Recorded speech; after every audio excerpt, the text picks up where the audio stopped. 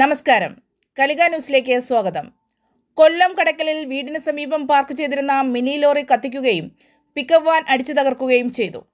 കടക്കൽ ചെരിപ്പറമ്പിന് സമീപം കോവൂർ സ്വദേശിയായ അനീഷിന്റെ ഉടമസ്ഥതയിലുള്ള വാഹനമാണ് ഇന്ന് രാവിലെ 5 മണിക്ക് പെട്രോൾ ഒഴിച്ച് കത്തിക്കുകയും പിക്കപ്പ് വാൻ അടിച്ചു തകർക്കുകയും ചെയ്തത്.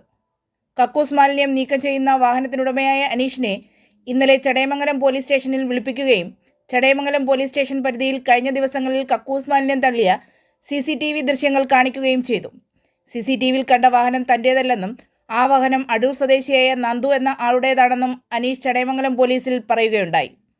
ചടയമംഗലത്ത് തന്നെ രാവിലെ സ്റ്റേഷനിൽ പോലീസ് വിളിച്ചായിരുന്നു. ഞാനങ്ങനെ സ്റ്റേഷനിൽ പോയപ്പോൾ കാണാം എൻ്റെ അടുത്ത് അവിടെ കക്കൂസ് മാലിന്യം കളഞ്ഞതായിരുന്നു എൻ്റെ ചോദിച്ചായിരുന്നു. അപ്പോൾ ഞാൻ പറഞ്ഞു സാറേ നമ്മളല്ല എന്ന് പറഞ്ഞു. അങ്ങനെ സാറ് CCTV ഫുട്ടേജ് കാണിക്കാൻ പറഞ്ഞു. ഞാൻ പറഞ്ഞു സാറേ നമ്മളെ വണ്ടിയല്ല, ഇന്ന പാർട്ടിയുടെ വണ്ടിയാണെന്ന് ഞാൻ പറഞ്ഞു.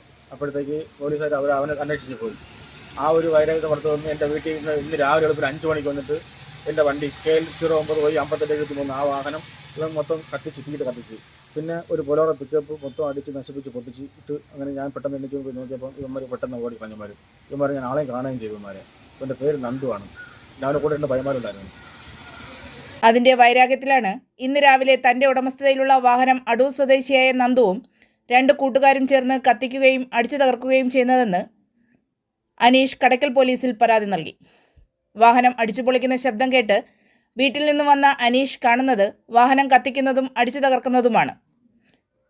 അനീഷിനെ കണ്ടതും പ്രതികൾ ഓടി രക്ഷപ്പെടുകയും അനീഷും നാട്ടുകാരും ചേർന്നാണ് തീ അണയ്ക്കുകയും ചെയ്തത്. അനീഷിന്റെ പരാതിയിൽ കടക്കൽ പോലീസ് കേസെടുത്ത് അന്വേഷണം ആരംഭിച്ചു.